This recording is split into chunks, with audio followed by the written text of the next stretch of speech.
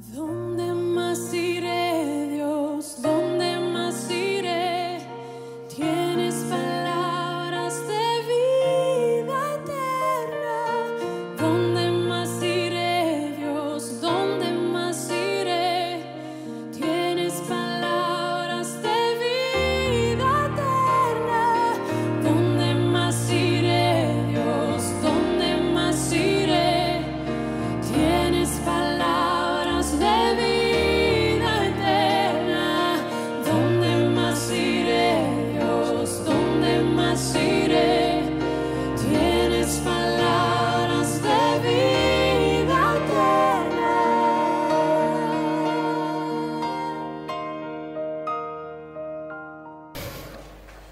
Primera de Corintios, capítulo 11, versículo 2 al 16. El título del sermón es Sumisión al Señor. Esta es la segunda parte. Ya hemos visto el domingo pasado la primera. Y vamos a leer juntos. Dice la palabra del Señor. Os alabo, hermanos, porque en todo os acordáis de mí y retenéis las instrucciones tal como os las entregué. Pero quiero que sepáis que Cristo es la cabeza de todo varón, y el varón es la cabeza de la mujer, y Dios la cabeza de Cristo. Todo varón que ora o profetiza con la cabeza cubierta, afrenta su cabeza.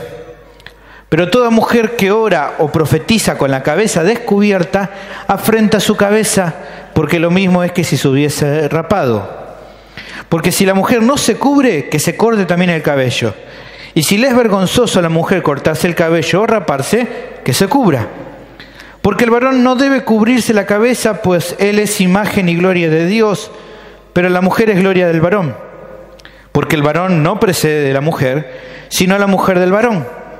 Y tampoco el varón fue creado por causa de la mujer, sino la mujer por causa del varón.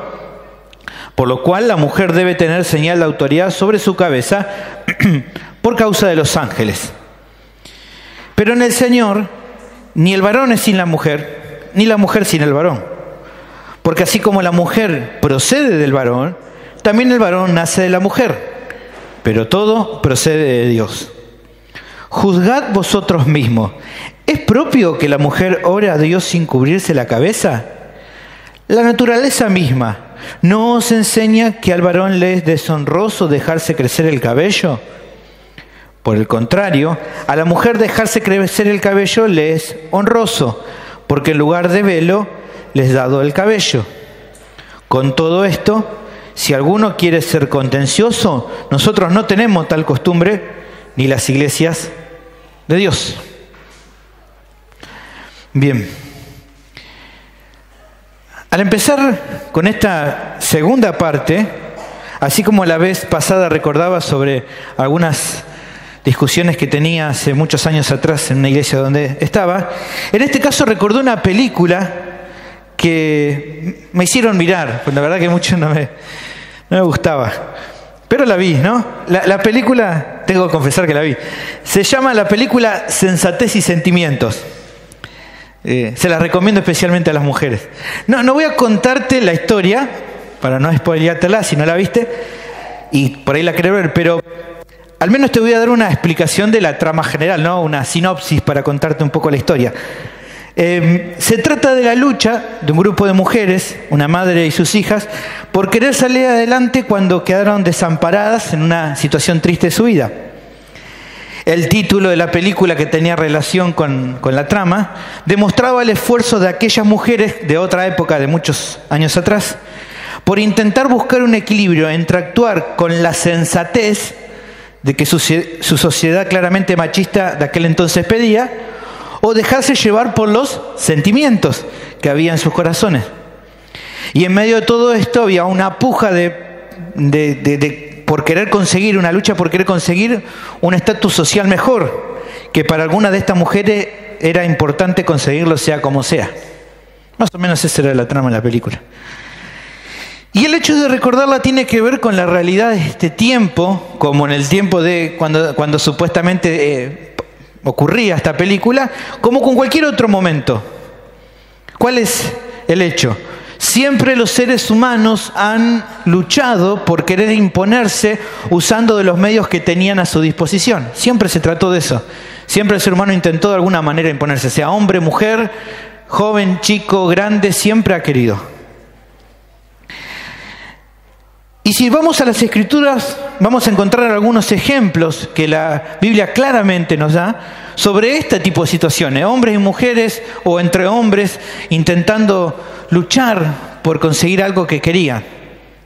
Un ejemplo es Isaac y Rebeca. Ellos lucharon por imponer al hijo que cada uno amaba más. En Génesis capítulo 25 dice: y crecieron los niños, y Esaú, el hijo mayor, fue diestro en la casa, hombre del campo. Pero Jacob era varón quieto que habitaba en tiendas. A uno le gustaba salir así de casa y el otro era Panchito, se quedaba tirado en el sillón. Y Isaac, el papá, amaba más a Esaú porque era como el que le traía de comer, ¿no?, de la casa. Pero la mamá amaba más, parece, a Jacob porque se quedaba mirando las novelas con él, no sé. Parece que cada uno tenía la preferencia, ¿no? Y eso hacía que ellos después intentaran de alguna manera buscar la manera de poner mejor a su hijo, ¿no? Y terminaron haciendo desastre. Los hijos se pelearon a muerte. Uno se tuvo que escapar porque el otro lo quería matar. Una historia muy triste, pero que nos muestra esto, ¿no? Un esposo y una esposa intentando, ¿no?, priorizar a un hijo y haciendo cosas al respecto. Otra historia, Jacob y Labán. Dice Génesis capítulo 31, y oía Jacob las palabras de los hijos de Labán, de sus cuñados. Jacob era el yerno de Labán y sus cuñados decían: Jacob ha tomado lo que era de nuestro padre, y de lo que era de nuestro padre ha adquirido toda esta riqueza.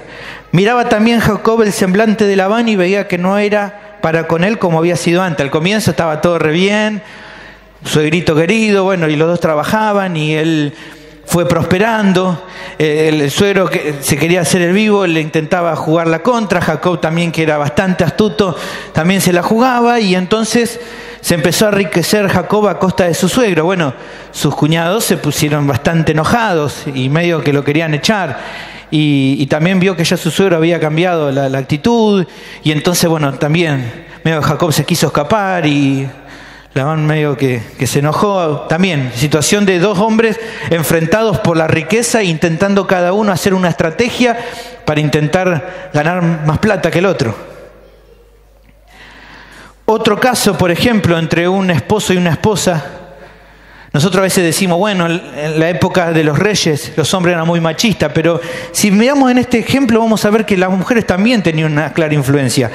Es el caso de Acab y el rey Acab y su esposa Jezabel, Primera de Reyes 21-25. Miren lo que dice este texto, presten atención. Dice: a la verdad, ningún rey fue como Acab, que se vendió para hacer lo malo ante los ojos de Jehová. Ningún rey fue peor moralmente hablando, ningún rey fue peor en darle la espalda a Dios que el rey Acab.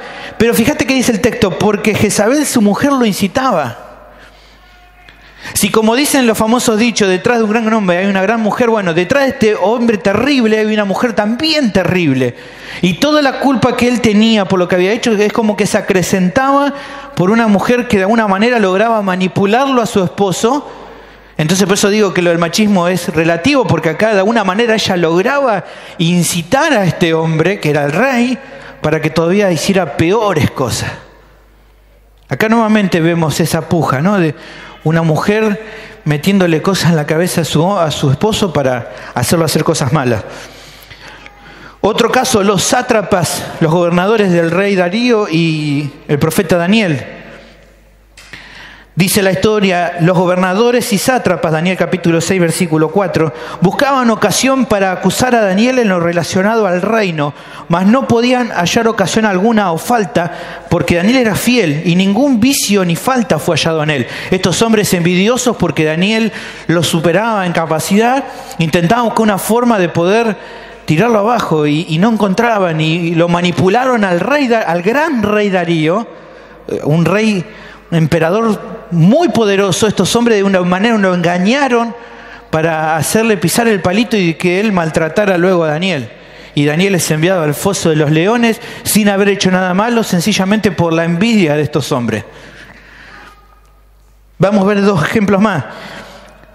Herodes y Juan el Bautista, Mateo capítulo 14, versículo 3 y 4. Porque Herodes había prendido a Juan y le había encadenado y metido en la cárcel por causa de Herodías, mujer de Felipe su hermano. ¿Por qué lo había metido? Porque Juan le decía, no te es lícito tenerla. Juan le decía en la cara a Herodes, esa mujer no es tuya, es la de tu hermano. Y entonces Herodes se enojó y como tenía poder para hacerlo, lo mete en cárcel. ¿Ven? Un hombre que se quiere imponer sobre otro y utilizando su autoridad, mete injustamente a Juan el Bautista a la cárcel. Y el último caso es el de los fariseos y Jesús. Juan capítulo 11, versículo 47 y 48. Entonces los principales sacerdotes y los fariseos reunieron al concilio y dijeron, fíjate lo que dicen, ¿qué haremos? Porque este hombre hace muchas señales. Y si lo dejamos así, todos van a creer en él. Es decir, ¿cómo? ¿Cuál es el problema? Justamente era lo que esperaba.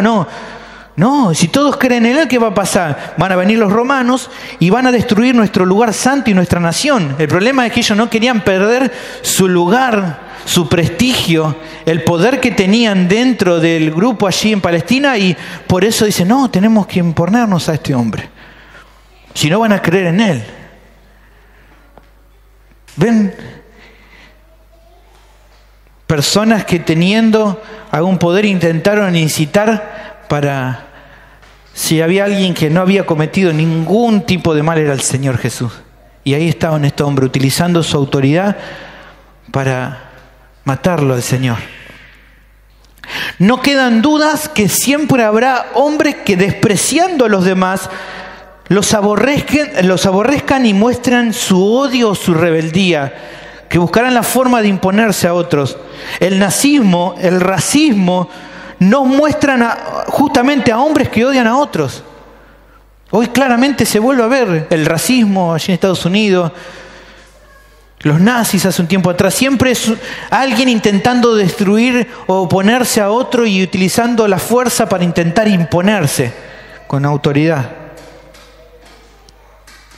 También hay corrientes, pensamientos humanos como el machismo, que es otra forma horrible de desprecio, esencialmente a las mujeres.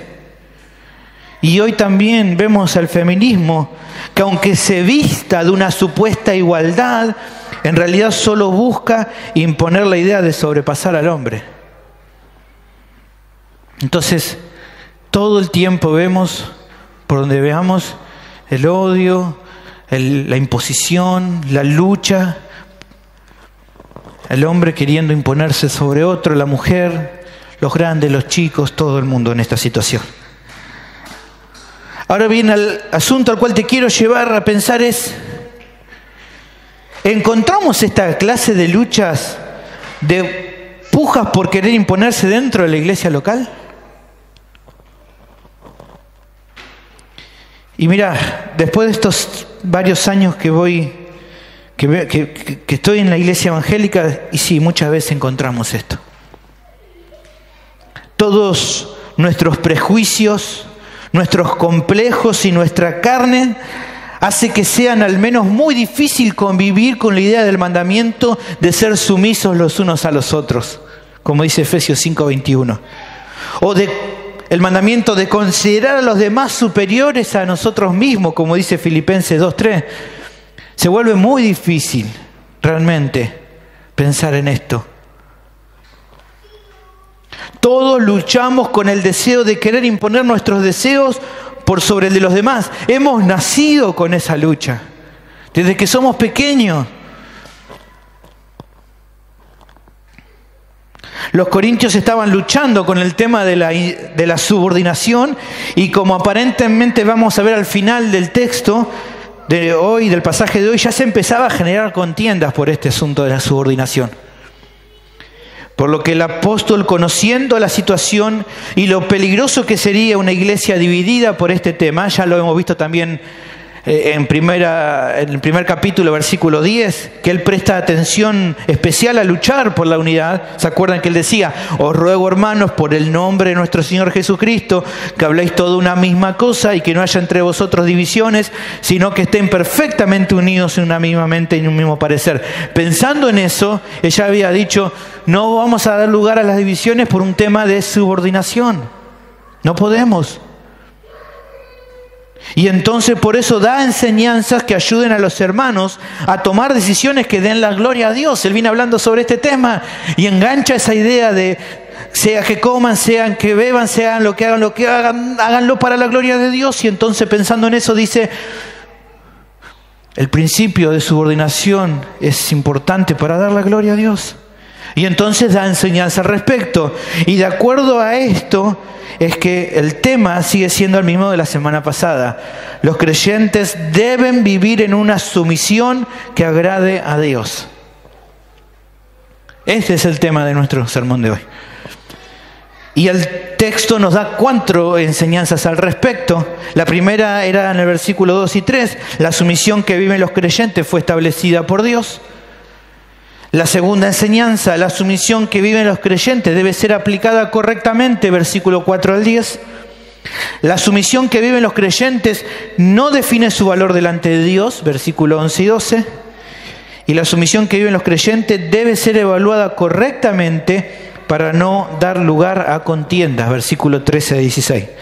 Haciendo breve repaso del sermón anterior, podemos decir de las 2 primeras enseñanzas. Si no viniste la semana pasada, busca ahí en Facebook o pedirle a algún hermano que te pase el audio para poder prestar atención, o también le pedirle a la hermana Sonia el bosquejo. Gracias por hacerme acordar.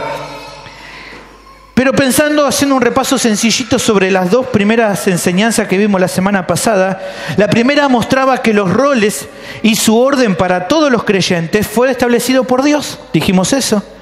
Y también hablamos que el principio teológico demuestra que la sumisión no es algo malo cuando es realizado de acuerdo a la voluntad de Dios. La segunda enseñanza, que abarcaba el versículo 4 al 10, utilizaba el principio teológico de la primera enseñanza para aplicar las situaciones particulares de la iglesia allí en Corinto. Habiendo dado el principio, ahora lo aplicaba a situaciones particulares que estaban viviendo los hermanos en Corinto. Se podía notar que la idea es que utilizando el principio teológico de subordinación, esto de ser sumisos, no solo nos ayudaba a la armonía en la iglesia local y en el hogar, sino que por sobre todas las cosas daba la gloria a Dios. Y para afianzar esa idea, ¿se acuerdan que vimos? El apóstol da 3 argumentos que ayudaban a ver mejor la enseñanza. Hablando sobre la subordinación, la refería de acuerdo a los propósitos en la creación del hombre y la mujer. ¿Por qué creó primero al hombre y por qué después a la mujer? Después también al orden. ¿Por qué en ese orden? Y lo último que hablaba era respecto a la relación con los ángeles que nos observan. Esto es un brevísimo resumen de lo que vimos la semana pasada. Luego de dar estas 2 enseñanzas, hoy nos enfocamos en las 2 últimas, que seguramente te van a edificar espiritualmente si las tenés en cuenta en tu andar como cristiano. La enseñanza primera de hoy, que sería la tercera de esta sección, es que la sumisión que viven los creyentes no define su valor delante de Dios. Versículo 4 al 10. Dice, no es versículo 4 al 10 ahí, sino que versículo 11 y 12. Dice la palabra del Señor: pero en el Señor ni el varón es sin la mujer, ni la mujer sin el varón. Porque así como la mujer procede del varón, también el varón nace de la mujer, pero todo procede de Dios. Fíjate que acá habla de un pero, o sea que tenés ahí un contraste entre lo que venía diciendo y ahora te va a dar un contraste. Dice, pero en el Señor ni el varón es sin la mujer, ni la mujer sin el varón. ¿Qué quiere decir esto? Lo que vemos reflejado es parte del concepto al que definimos como nuestra unión con Cristo. Fíjate que el texto dice en el Señor, en Cristo, que es lo que justamente define nuestra nueva identidad. De acuerdo a esta idea de tu unión con Cristo, lo que entendemos de esto es que desde el día que Dios te salvó, has sido unido vitalmente a Cristo. Por lo que ahora ya te define una nueva identidad. ¿Cuál es esa nueva identidad? Bueno, esta unión habla de que ahora somos del Señor y el Señor es nuestro. O sea que vos estás en Él y Él está en vos. Eso es en parte unión con Cristo. Fíjate como el Señor dice en Juan capítulo 15, versículo 5. Yo soy la vid, vosotros los pámpanos, estamos unidos. El que permanece en mí, el que está en mí, y yo estoy en Él, este lleva mucho fruto, porque separados de mí nada podéis hacer. Entonces, en esta unión, nosotros estamos en Cristo, Cristo está en nosotros. Somos parte de su cuerpo, y Él es nuestra cabeza. Efesios capítulo 4, versículo 15 y 16. Sino que siguiendo la verdad en amor, los cristianos crezcamos en todo, en aquel que es la cabeza. Esto es Cristo, de quien todo el cuerpo, toda la iglesia, bien concertado y unido entre sí, por todas las coyunturas que se ayudan mutuamente, según la actividad propia de cada miembro, recibe su crecimiento para ir edificándose en amor. Todo lo que ahora sos y posees, o sea, tu nuevo DNI espiritual, es sencillamente posible en virtud de esta unión con Él. Gálatas capítulo 2, versículo 20 te define respecto a tu identidad nueva. Dice, con Cristo estoy juntamente crucificado y ya no vivo yo, mas vive Cristo en mí. Y lo que ahora lo vivo en la carne, lo vivo en la fe del Hijo de Dios, el cual me amó y se entregó a sí mismo por mí. Identidad, lo que ahora sos, pero también lo que ahora tenés. Efesios capítulo 1, versículo 3. Bendito sea el Dios y Padre de nuestro Señor Jesucristo, que nos bendijo con toda bendición espiritual en los lugares celestiales en Cristo.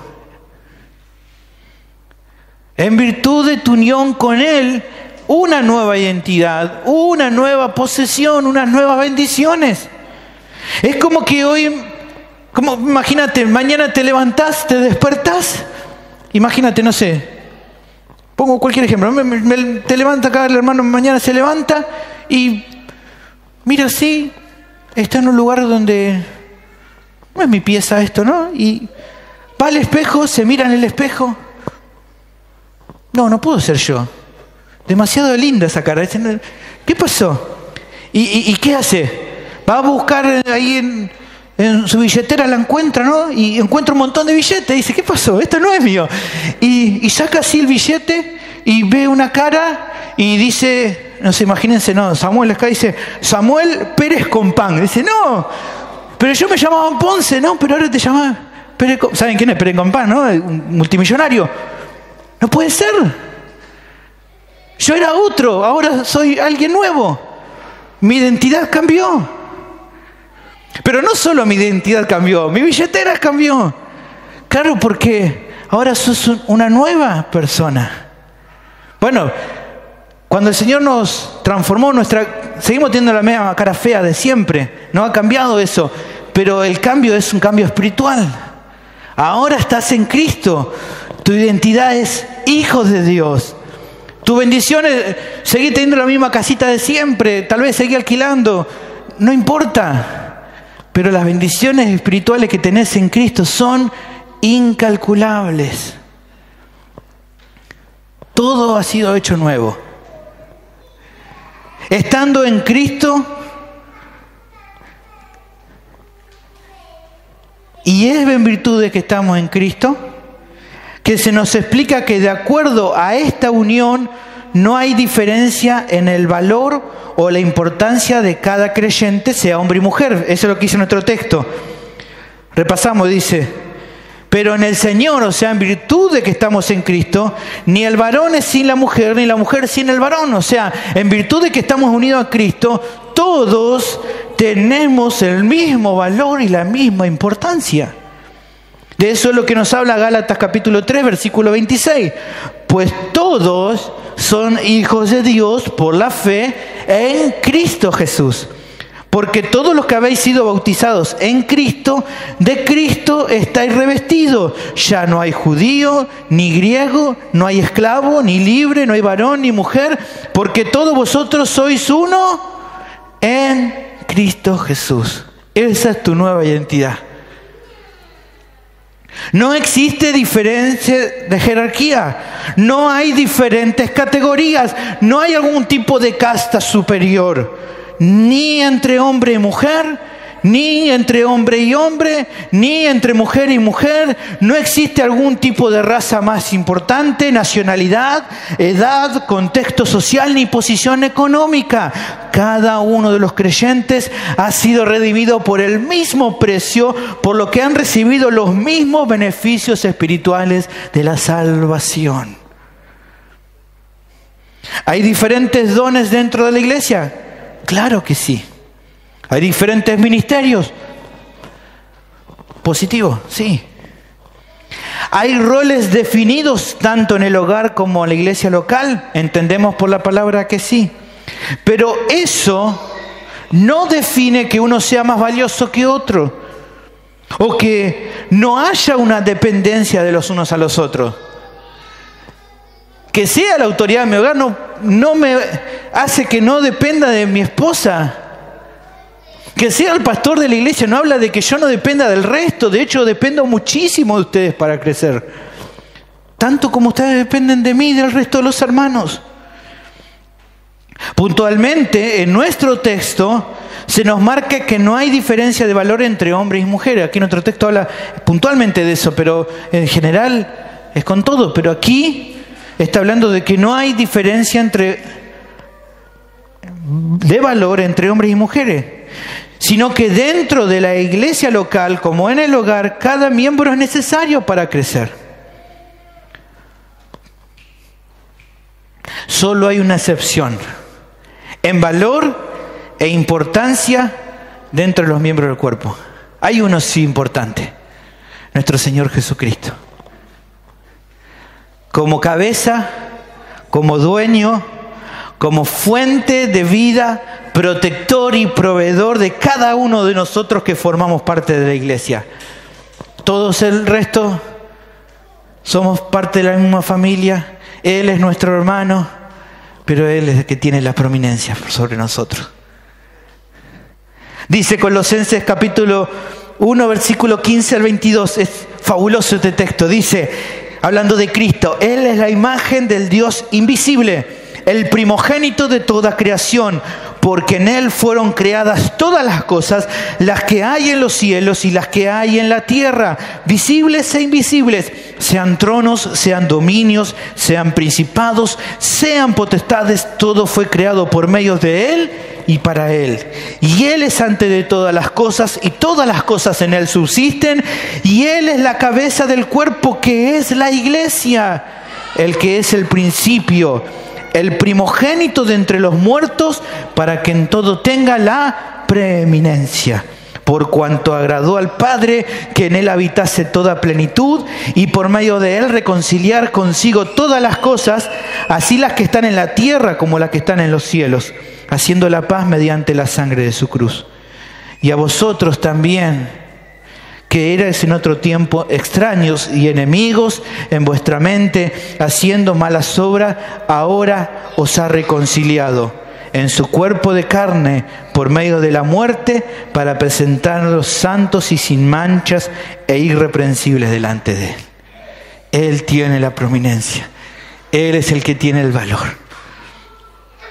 Y para dejar bien en claro este concepto, en este caso se nos da un argumento más que complementa la enseñanza anterior. Para establecer la idea de que un hombre es la cabeza de la mujer, se nos dijo que la mujer procede del varón. O sea, Eva fue creada de Adán, de acuerdo al relato de Génesis. ¿Se acuerdan que vimos eso? Pero ahora agrega un ingrediente más a esta explicación. Dice el versículo 12, porque así como la mujer procede del varón, también el varón nace de la mujer.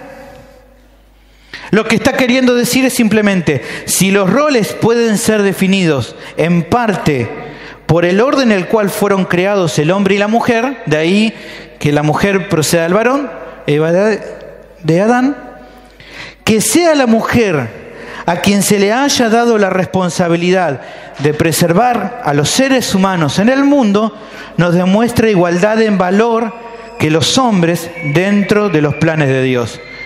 Si queriendo mostrar la importancia del hombre, Dios lo ha puesto como cabeza de la mujer, para que la mujer no se sienta menos, se le ha dado la responsabilidad de que sea ella quien multiplica la raza humana. No sé si te pusiste a pensar, así como en su momento se acuerdan que lo pensamos, ¿por qué al hombre del polvo de la tierra y a la mujer de la costilla? Bueno, había un propósito. ¿Por qué primero el hombre y después la mujer? Bueno, había un propósito. La misma pregunta podríamos hacer ahora, ¿por qué el hombre no es el que tiene familia? Y las mujeres decían, ¿por qué no? Porque Dios también tenía un propósito, mostrar lo importante que es la mujer dentro de sus planes, en haberle dado la bendición de traer hijos al mundo. Para el Señor ambos somos importantes, tanto hombre como mujer. Al finalizar esta enseñanza se nos da un último concepto teológico que finaliza toda esta tercera enseñanza. Dice, versículo 12, porque así como la mujer procede del varón, también el varón nace de la mujer, pero todo procede de Dios. O sea, a fin de cuentas, si la subordinación no define el valor o la importancia de cada rol, es simplemente porque el hombre no puede jactarse por su posición de autoridad, ni la mujer envanecerse por sus capacidades, ni uno ni otro. ¿Por qué? Porque todo lo que somos y lo que hacemos es solo por gracia de Dios. Ese es el punto a considerar. Si Él no nos hubiera dado la capacidad para hacerlo, no podemos hacer nada. ¿Se acuerdan que decía Pablo? 1 Corintios 15:10, lo vamos a ver en algún momento cuando lleguemos ahí, dice, pero por la gracia de Dios soy lo que soy. Y su gracia no ha sido en vano para conmigo. Antes he trabajado más que todos el resto de los apóstoles, pero no yo, sino la gracia de Dios conmigo. Ese mismo principio es para todos los que son creyentes. Para vos, hombre, que tenés la responsabilidad de llevar adelante tu hogar. Para vos, mujer, que tenés la responsabilidad de ser ayuda idónea. Tu hogar no es tuyo, es del Señor. Tus hijos no te pertenecen, son de Él. Todo lo que sos y lo que tenés es por Él y de Él y para Él. Por eso es el único que se lleva la gloria. Eso dice Romanos 11:36. Y por eso es en definitiva que el hombre y la mujer deben someterse por sobre todas las cosas al Señor, porque todo procede de Él. Hermana, que tengas que ser sumisa a tu esposo no significa que la mujer sea menos importante para Dios. Ella tiene tenés un rol importante y debe ser valorado por cada hombre. Por eso no hay lugar en la iglesia para el machismo, pero tampoco para el feminismo. Debemos apartarnos de estas filosofías humanas para dar siempre lugar a la voluntad de Dios para nosotros. La pregunta que te hago ¿es así en tu vida? ¿Estás observando que obedeces a Dios de acuerdo al rol que se te asignó? Varón, hermano, ¿has maltratado a tu esposa queriendo que ella se someta a vos a la fuerza cuando en realidad se te mandó a amarla? Hermana, ¿has maltratado a tu esposo queriendo sobrepasar el rol que Dios estableció para él? Ahora bien, pensando en la iglesia local, ¿has visto la importancia que tiene para el Señor que puedas usar los dones que te dio para el provecho de los demás hermanos, de acuerdo al rol que se te asignó? ¿Notás la importancia que tiene para tu vida el resto de los miembros de la iglesia local?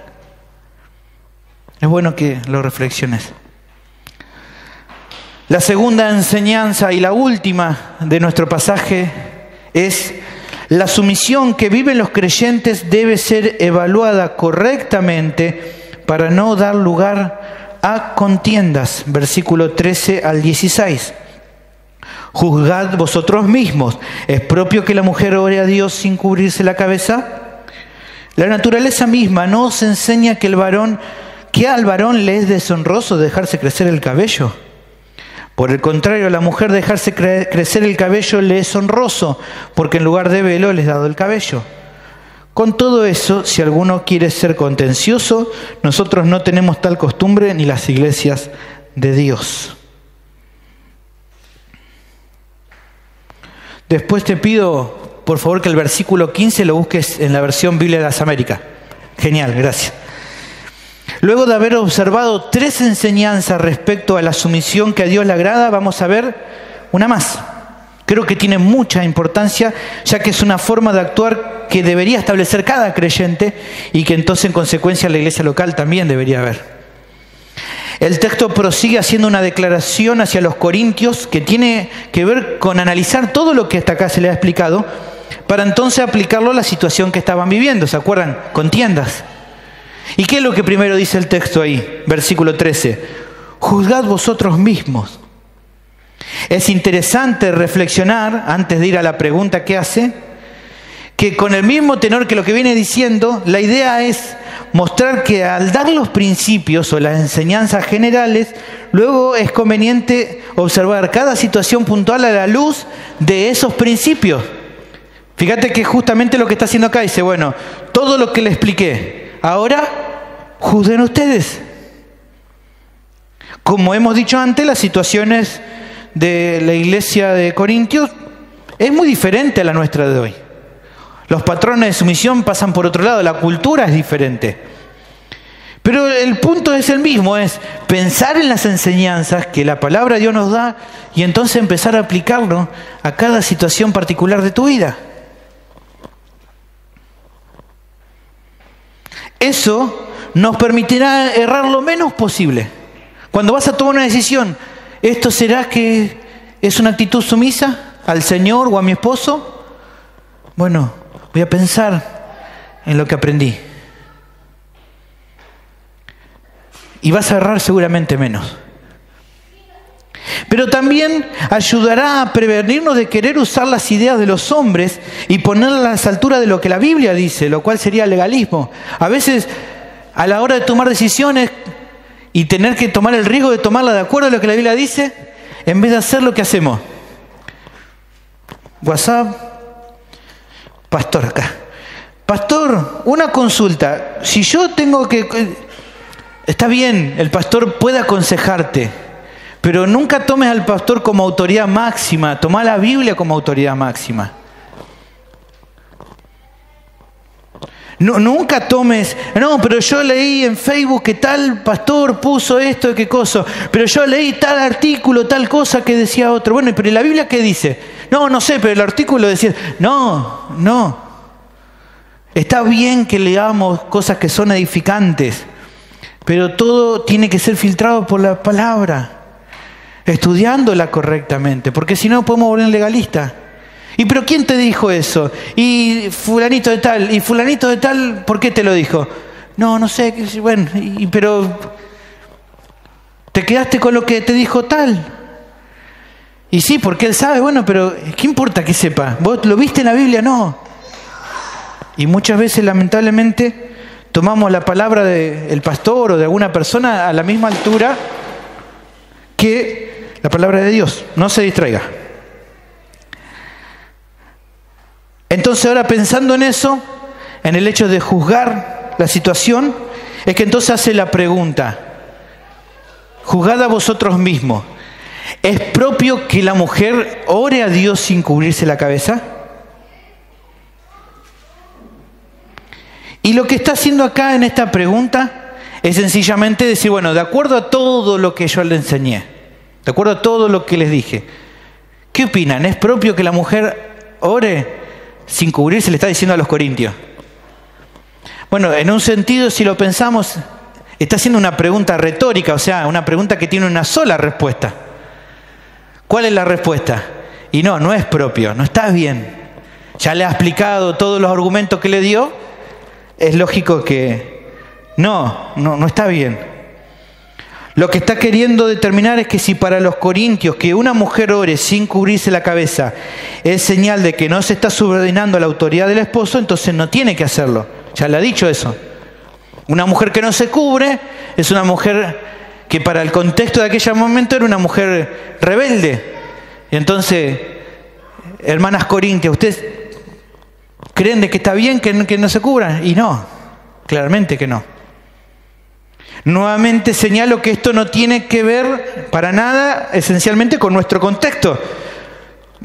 Las esposas en este tiempo no se cubren el cabello como señal de sumisión. ¿Está bien? Al menos no en esta zona del mundo. En otros lugares puede ser, pero acá no. Pero el principio general es el mismo. ¿Es propio que una mujer ore a Dios si su actitud generalmente es la de siempre rebelarse al liderazgo de su esposo? Olvidémonos ahora del velo, pensemos en las actitudes. La actitud de una mujer que continuamente se revela al liderazgo del esposo, ¿es propio? ¿Puede orar así a Dios? No, no es adecuado, porque no es una actitud que a Dios le agrade. Ven el principio general a una situación particular. No es apropiado que ningún creyente haga oraciones a Dios actuando de una manera desobediente al rol que se estableció. No está bueno que así pensemos de que Dios nos va a escuchar con tranquilidad, actuando de una manera rebelde. Arrepintamos, no. Juzgá vos mismo. ¿Es apropiado, hermano, que ores a Dios si no te estás sujetando a tu cabeza, que es Cristo? Juzgá vos mismo, hermana. ¿Es adecuado que ores al Señor si no te estás subordinando a la autoridad de tu marido? Entendemos la respuesta, naturalmente que no. No es propio, no es adecuado. Podemos hacerlo, sí, bueno, el Señor tiene misericordia de nosotros, pero no es adecuado, no es propio, no está bien. Tenemos que cambiar esa situación si somos creyentes. Y pensando en el orden de lo que naturalmente deberíamos hacer y qué actitudes deberíamos evitar, es que el texto propone a continuación una mirada más amplia a esta respuesta al juzgar por nosotros mismos esta situación. Y es un texto medio complicado y te pido que prestes atención porque es medio difícil, pero vamos a verlo juntos. Dice, la naturaleza misma ¿no os enseña que al varón le es deshonroso dejarse crecer el cabello y que por el contrario a la mujer dejarse crecer el cabello le es honroso? ¿Qué quiere decir esto? Otro versículo difícil. Lo que está marcando acá el apóstol es que se puede afirmar que al hombre se le ha otorgado diferente crecimiento natural del cabello que a la mujer. Claramente que sí. Más lento, no tan abundante. Para algunos, ya como yo, ya nada casi. Pero es normal. Es natural. A la mujer le crece el cabello mucho más rápido que al hombre. Es una diferencia que Dios estableció por naturaleza para marcar una diferencia entre ambos sexos. A uno dice, bueno, pero a una mujer no le crece tal. Bueno, por lo general hay algún problema, ¿no? Entonces lo va tratando y a veces eso hace que... Pero generalmente por naturaleza a la mujer le crece más rápido que al hombre. Es porque Dios quería establecer una diferencia entre el hombre y la mujer. Por lo cual mantener esa diferencia, al ser marcada por los creyentes, trae tanto honra a la mujer como al hombre. Y no me refiero específicamente a un largo determinado. Dice, bueno, si es así, entonces me dejo crecer el pelo, punta florecida y vamos para adelante, ¿no? Y todos los muchachos, no, traigo una afeitadorita y los mantengo con corte militar. No, no se trata de eso. No se trata de un largo determinado. Eso ha sido un debate de nunca acabar en otra época también. Otra de las grandes charlas teológicas de la iglesia donde iba. De hecho, si vemos nuestro texto, no habla de una longitud determinada. Y creo que hasta es a propósito que Pablo nos pone una longitud determinada. A lo que está apuntando acá, y a ese propósito, es el arreglo distinto del cabello que existía entre hombre y mujer. Las mujeres se arreglan el cabello de una manera diferente que los hombres, claramente que sí. Aún las que tienen el pelo más corto se arreglan el cabello de una forma diferente a como el hombre se arregla. O al menos eso pasa, ¿no? Bueno, tal vez alguno puede estar pensando, ¿cómo sabemos que el texto no se refiere a un largo determinado? ¿O cómo entendemos que el texto no se refiere sí o sí a que la mujer tendría que dejarse suelto el pelo y no cortárselo nunca? ¿Por qué no? ¿O que el hombre siempre debía tenerlo corto? Bueno, no está hablando de longitudes, porque estudiando el contexto de la época, sabemos ciertamente que, por ejemplo, las mujeres judías no usaban el pelo suelto en público, porque eso era considerado una vergüenza. Aquellas que dicen, bueno, entonces lo que Dios quiere es que yo tenga el pelo bien largo y bien suelto, porque eso lo honra, dice texto. No, definitivamente no dice eso, porque si vamos al contexto de allí, claramente Pablo no puede estar diciéndole eso a las hermanas, porque para las hermanas, en aquel momento, que eran judías, cristianas, pero judías, era una vergüenza dejarse el pelo largo, suelto. Cuando estaban en público, ellas andaban con el pelo recogido, haciéndose un tocado en el pelo, porque de hecho, solo las mujeres vulgares, generalmente las prostitutas, eran las que se dejaban el pelo suelto, así, sin agarrarse con nada. Eso lo vemos, por ejemplo, algo que nos ayuda a entender esto, un poquito del contexto de aquella época, de Lucas capítulo 7, versículo 36 al 39. Uno de los fariseos rogó a Jesús que comiese con él, y habiendo entrado en casa del fariseo, se sentó a la mesa. Entonces una mujer de la ciudad, que era pecadora, al saber que Jesús estaba a la mesa en casa del fariseo, trajo un frasco de alabastro con perfume, y estando detrás de él a sus pies, llorando, comenzó a regar con lágrimas sus pies, y los enjugaba ¿con qué cosa? Con sus cabellos. Tenía el cabello suelto para hacer eso. Y besaba sus pies y los ungía con el perfume. Y entonces, fíjense lo que piensa este hombre, cultural de aquella época. Cuando vio el fariseo que le había convidado, dijo para sí, si fuera profeta, conocería quién y qué clase de mujer es que le toca, que es una pecadora. ¿Por qué en parte pensaba que era una pecadora? Porque una pecadora es aquella que se deja el pelo suelto, vergonzada. ¿Cómo va a estar así? ¿Ven? Entonces claramente aquí no está hablando de eso. También sabemos que en aquel momento no hablaba del largo del pelo del varón, si súper corto o un poquito más larguito, porque de hecho en caso específico un hombre podía dejarse el pelo largo por un voto que había hecho a Dios. En Hechos 21, 23 y 24, vemos aquí hablando con Pablo, unos hermanos le decían, pues esto que te decimos, Pablo, hay entre nosotros 4 hombres que tienen obligación de cumplir voto. Hicieron un voto y como hicieron un voto, se habían dejado crecer el cabello. Tómales contigo, purifícate con ellos y paga sus gastos para que rasuren la cabeza. Y todos comprenderán que no hay nada de lo que se les informó acerca de ti, sino que andas ordenadamente guardando la ley. O sea, ¿cuál era el asunto? De acuerdo a la ley, los hombres usaban el cabello corto, pero en algunos casos, cuando hacían un voto, se dejaban el pelo largo.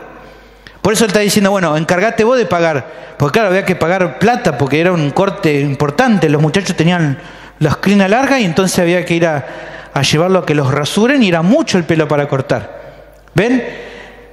Entonces, si supuestamente era deshonroso que el hombre siempre, o que el hombre, para que sea honroso, siempre tenía que tener el pelo corto, ¿qué pasaba en este caso? Acá es una excepción, porque acá no está diciendo que sea deshonroso que un hombre tenga el pelo largo, porque era un voto. Entonces el tema en cuestión no era si el pelo tenía que ser largo o corto, o si se debía cortar o no. El asunto importante de este argumento es establecer que la subordinación tiene que ver con el orden natural de las cosas, en el sentido que Dios ha querido definir una diferencia entre el hombre y la mujer para mostrar la belleza de su creación. Ese es el punto, el principio general de hombres y mujeres que muestren la diferencia. En este caso, por medio de su cabello, pero no es que se quede en el cabello, en todas las otras cosas. El pelo de la mujer podría tener un largo más o menos corte, pero esencialmente lo que debe buscarse, al igual que en su porte y su actitud, es una femineidad que honra al Señor. Ese es el punto en cuestión. Como de la misma manera el hombre debe honrar a Dios con una masculinidad apropiada. ¿De qué te sirve tener el pelo cortito y no te animás a matar una cucaracha, muchacho? ¿De qué masculinidad me hablas? Claro, un creyente, es un chiste, ¿no? Pero un creyente que con santa masculinidad desarrolla su papel de liderazgo dentro del matrimonio de una forma amorosa, honra al Señor. Colosenses capítulo 3, versículo 19 dice: maridos, amad a vuestras mujeres y no sean ásperos con ellas. Eso es masculinidad. Un hombre que cuida a su esposa, un hombre que no es áspero, que la ama y la protege, así como Cristo a la iglesia, ese es un hombre de verdad. Ese es un hombre de verdad. ¿Por qué? Porque está honrándolo en cumplir con el rol de acuerdo a como Dios estableció. No sos más hombre por entrar a tu casa y patear la mesa y decir: ¿dónde está la comida? No, eso no es hombría, hermano. Hombría es actuar como Dios quiere que actúe. Una creyente que con feminidad piadosa desarrolla su rol de ayuda idónea en el hogar de una manera sumisa, honra igualmente al Señor. Colosenses 3:18 dice: casada, está sujeta a vuestros maridos como conviene en el Señor. Uno dice: bueno, yo soy muy femenina, limpio toda mi casa, la dejo ordenada porque yo soy una mujer de Dios. Y viene el marido: no vas a pisar que acabo de limpiar el piso. Agarra sus patines y cruza por el costado. ¿Qué clase de mujer sumisa sos? Podés ser muy femenina en hacer los quehaceres de la casa, pero no es el patrón bíblico. El patrón bíblico es que seas amoroso con tu marido, que lo cuides, que lo protejas, que sea su ayuda idónea. ¿Se entiende? Sí, creo que se entiende. Prosiguiendo para finalizar el argumento, el apóstol dice, y preferí que se lea en versículo 15 en versión Biblia de las Américas, es una versión literal igual que la Reina Valera, pero ayuda a entender mejor esta parte. Pues a ella, dice el versículo 15, el cabello les dado por velo. ¿Qué quiere decir? Bueno, o sea que Dios, queriendo establecer una diferencia entre el hombre y la mujer, le ha dado a la mujer el cabello como un velo natural para que luzca su feminidad. Claramente el cabello se retoca y se le arregla de una manera que muestra tu feminidad. Y está bien que así sea. Por lo que para los corintios era una demostración de que tanto un cabello, para los corintios, de que un cabello retocado de una forma femenina, más un velo que le cubra la cabeza al momento de la reunión pública, demostraba una sumisión de parte de las creyentes que daba la gloria a Dios. Es necesario, hermanos, que en nuestro contexto actual, cada una de las hermanas pueda revisar su forma de proceder. Ya no con un velo sobre la cabeza, para encontrar aquellas actitudes que muestren una humilde subordinación que glorifique al Señor. Por último, el apóstol da una exhortación a los hermanos que sigue teniendo relevancia hasta nuestro tiempo. Con todo esto, versículo 16, con todo esto, si alguno... Volvemos a la versión Reina Valera. Si con todo esto alguno quiere ser contencioso, nosotros no tenemos tal costumbre ni las iglesias de Dios. Si todas las enseñanzas que hasta acá Dios no alcanzaba, para que alguno así todo quisiera insistir en defender alguna postura diferente a la que les dio, él cerraba el tema diciendo que ni él ni el resto de los líderes, por eso dice ahí nosotros no tenemos, ninguno de ellos tenía una costumbre diferente a la de cubrirse por parte de las mujeres, como así tampoco las iglesias de Dios que ellos ministraban. O sea, si venía algún hermanito y decía, no, pero yo creo que lo que tenemos que empezar a hacer es que las hermanitas aquí en Corinto no se pongan mal velo, porque para mí no, eso no. Y entonces le decía, bueno, mire, si alguno con todo lo que le expliqué aún quiere discutir, no voy a darle más argumento. Nosotros, los apóstoles, no tenemos tal costumbre, esa nueva costumbre que ustedes quieren imponer, ni tampoco las iglesias que a nosotros nos toca dirigir. Sencillo.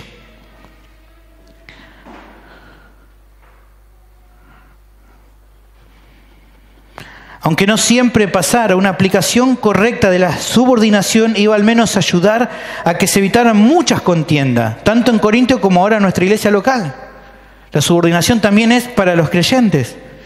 Hay personas dentro de las iglesias que pueden cuestionar aquellas situaciones que tienen que ver con la enseñanza bíblica, especialmente con aquellas que se derivan de un malo o buen entendimiento de la libertad cristiana. Bueno, cuando aparecen esta clase de creyentes, es bueno tener paciencia, soportarlos, amarlos e ir corrigiéndolos, pero sin dejar de lado que como iglesia local se le debe demostrar una unidad de parecer entre miembros. Y eso está bueno que en cada discipulado pase. No, pero mira, nuestra iglesia nosotros no teníamos esto, sino que... Bueno, mira, pero acá la iglesia tiene esto. Con mucho amor, con mucha paciencia, poder ir explicándole.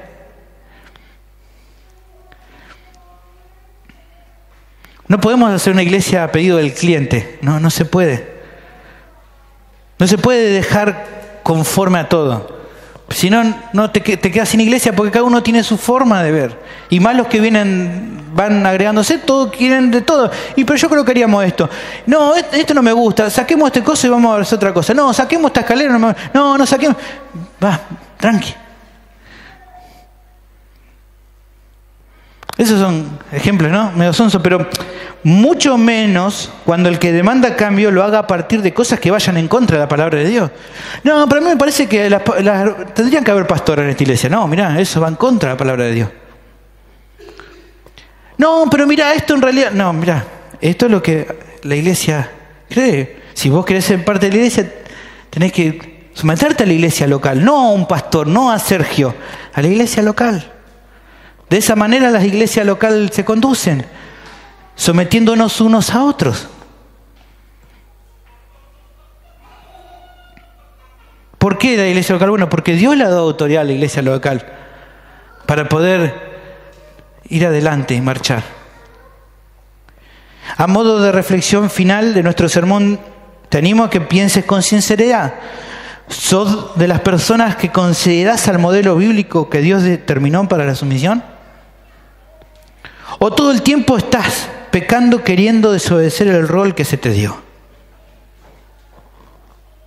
Hermano querido, ¿se nota en vos un liderazgo varonil amoroso y sacrificial como el del Señor con su iglesia? Hermana querida, ¿se nota en tu vida una cooperación de liderazgo de tu esposo de una forma femenina sumisa que traiga gloria al Señor? ¿Vas a hacerle caso a las ideas que el mundo tiene, menospreciando la voluntad de Dios ahora que ya sabes cuál es? Finalmente te animo a que continuamente, cuando veas que te cueste tener esa clase de amor sacrificial o esa humilde sumisión, busques en Cristo el ejemplo a seguir. En esa cruz, Él mostró amor hacia el pecador, pero también sumisión obediente al Padre. Él es la fuente que te da victoria en el rol que te toca cumplir. Y es por medio de Él que podemos dar la gloria a Dios con toda nuestra vida. Para terminar, leamos Hebreos capítulo 5, versículos 7 al 9. Y Cristo, en los días de su carne, ofreciendo ruegos y súplicas con gran clamor y lágrimas al que le podía librar de la muerte, fue oído a causa de su temor reverente. Y aunque era hijo, por lo que padeció, aprendió la obediencia. Y habiendo sido perfeccionado, vino a ser autor de eterna salvación para todos los que le obedecen. Si Cristo, siendo el Hijo de Dios, se humilló a sí mismo para aprender la obediencia, ¿cuánto más vos tenés todavía que aprender a ser más humilde viéndolo a Él? Por último, si has considerado que nunca te has sometido a la autoridad de Dios, y si ves que tu corazón lleno de orgullo se ha rebelado contra Cristo y contra su palabra una y otra vez, hoy es el día para que te arrepientas y vengas a Cristo.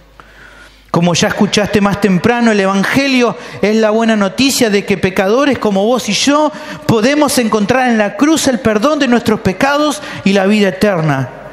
Mi pregunta finalmente es, ¿qué vas a hacer al respecto? Pongámonos de pie y oremos.